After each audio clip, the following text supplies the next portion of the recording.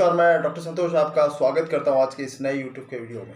Winter season का जो remedies हमारा चल रहा था, आज का इम्पॉर्टेंट रेमेडी वो है काली बाइक्रोमिकम। एक डीप एक्टिंग पॉलीक्रिस्ट रेमेडी है, उसके बारे में चर्चा करेंगे। शुरुआत से लेकर अंत तक जरूर देखना, बहुत ही इंपॉर्टेंट है। इसके जो सिम्टम्स है, nose, throat and respiratory system, तीनों को अफेक्ट करता है, जो कि बहुत ज़्यादा विंटर सीजन में प्रिवेलेंट होता है और इससे बच पाना बहुत ही मुश्किल होता है, क्योंकि वायरल और बैक्टीरियल, ये दोनों वायरस और बैक्टीरिया के इन्फेक्शन से बहुत ज़्यादा लोग त्रस्त हैं।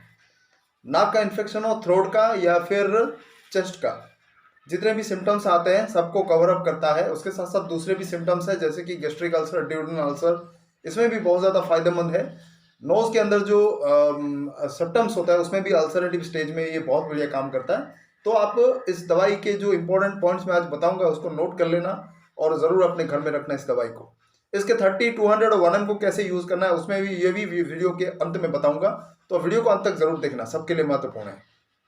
शुरुआत करते हैं। जो इंपॉर्टेंट सिम्टम्स, ये क्लिनिकली ट्रायल एंड टेस्टेड है और यूज़ होता है, उसके बारे में सिर्फ बात करेंगे। पूरे मटेरियल मेडिका में नहीं जाएंगे, स्नैपशॉट में डायरेक्टली बताऊंगा आपको, आप याद रख लेना। सबसे पहले नोज वाला सिम्टम आप देखते हैं, जिसमें बहुत ज़्यादा क्लिनिकली आते हैं बहुत सारे केसेस। नाक बंद होना, नाक इतना ड्राई रहता है कि बंद हो जाता है, वल्गम कंटिन्यूसली आता रहता है और वो निकल नहीं पाता, तो वो जम जाता है। इसीलिए रात रात भर बच्चे सो नहीं पाते, बड़ों का भी नाक बंद रहता है वल्गम सूख जाने के कारण। देखिए, नजल पॉलिप है जो हमने कल के आकार में डिस्कस किया, वहां पर भी नाक बंद रहता है। सम्बुकस में भी रहता है, फॉर्मिका रूफा में, लेकिन काली बाइक्रोमिकम का अलग सिम्टम है। नाक बंद किस लिए होता है? क्योंकि वल्गम अंदर सूख जाता है और सांस नहीं लेना पाता।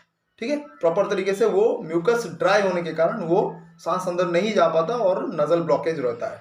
म्यूकस जो आता है वो एकदम टफ आता है, स्ट्रिंजी, मतलब खींचने से पूरा रोप जैसा, वो धागे जैसा वो निकलता है, पूरा इतना टफ म्यूकस होता है। उसमें जेली टाइप भी हो सकता है, बहुत सूखा हुआ रहता है और वो अंदर जमा हुआ रह जाता है।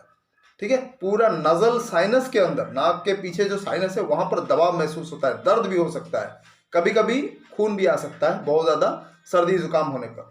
कंटिन्यूसली स्नीजिंग होता है, छींक आता है, जैसे कि जल्सीमियम, काले आयोड में भी आपको मिलेगा, और भी बहुत सारे नेट्रोम्यूर जैसा बहुत सारे दवाएं हैं, लेकिन इसमें बहुत ही हाईली इंपैक्ट करता है ड्राइनेस वाला चीज़। ये आपको देखना, ये उसका कैरेक्टरिस्टिक पिकुलियर सिम्टम है। ठीक है, नाजल जो कैविटी के अंदर जितने भी इन्फ्लेमेशन है, सूजन है, वो सब में काम करता है। फिर उससे नीचे हम उतरते हैं गले का सिम्टम, थ्रोट का सिम्टम, उससे रिलेटेड जितना भी जो ग्लैंड्स है, जो भी मतलब आप पैरोटिड ग्लैंड बोलिए या फिर आपके टॉन्सिल्स बोलिए, सारे में सूजन होता है। रेड स्वलन, जो इन्फ्लेमेशन के जितने भी सिम्टम्स है वो सब रहता है, दर्द रहता है, खा नहीं पाता प्रॉपर्ली, और जो यूबुला होता है वो पूरा बैलून की तरह फूल जाता है। अंदर जो यूबुला होता है थ्रोट के अंदर, वो बैलून की तरह सूज जाता है, वो आप कुछ भी निकल दे तो उसको खींच के दर्द करता है वो। ठीक है, तो गले में जितना भी प्रॉब्लम है, और साथ साथ जो सर्दी के मौसम में गला बैठ जाना, जैसे कॉस्टिकम में आपको हमने डिस्कस किया था, यहाँ पर भी होता है, गला बैठ जाता है, होर्सनेस ऑफ वॉइस, वो भी होता है। उसके साथ साथ थ्रोट में इन्फेक्शन होता है, लिरिंग्स जो है पूरा जम जाता है, क्योंकि मैंने कहा कि वल्गम सूखने के कारण तमाम सिम्टम्स होता है। लिरिंग्स के अंदर भी वो वल्गम सूख जाने के कारण आवाज़ ठीक से नहीं निकल पाता, बेस जैसा वॉइस निकलता, पूरा डीप मेटालिक वॉइस निकलता है।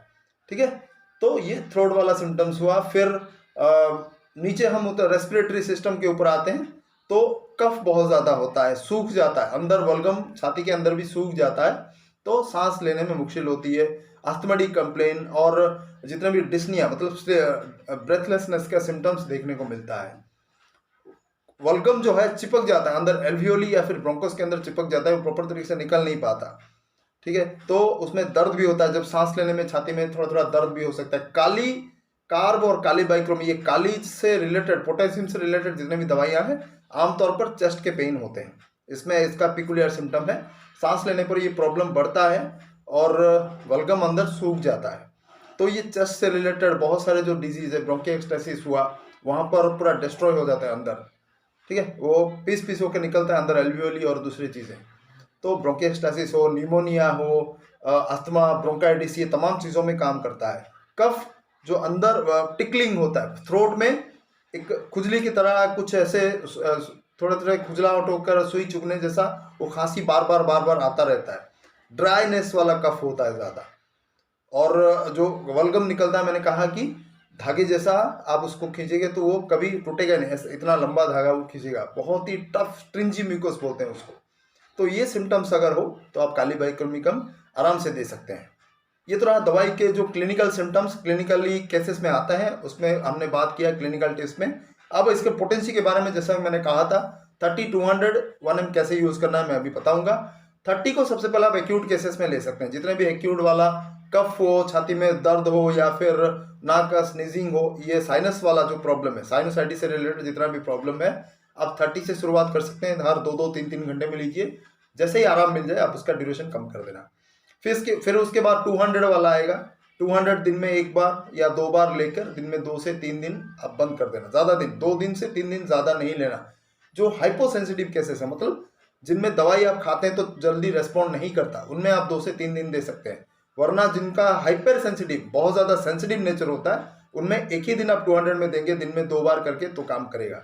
तो आपको देखना पड़ेगा आपका नेचर कैसा है, दवाई जल्दी असर करता है कि नहीं, उससे आप जान सकते हैं। कोई भी दवाई खाओ तुरंत असर करता है तो आपका इम्यूनिटी बहुत स्ट्रॉन्ग है, तुरंत से रिएक्ट करता है, एक ही दिन में एक ही डोज में काम हो जाएगा।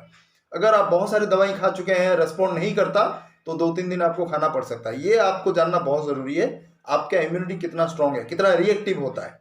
ठीक है, ये तो 200 वाला हो गया। फिर 1 ml कैसे यूज़ करें, जो भी आपने 30-200 के लिए दवा खाया था वो आपको 10-15 दिन 20 दिन तक वेट करना, उसका चेंजेस क्या क्या हो रहा है आपके बॉडी में। अगर रिजल्ट अच्छा आया, 200 अच्छा काम किया और 15-20 दिन के बाद वो फिर लैप्स हो गया, फिर 1 ml आपका सिंगल डोज लेना है।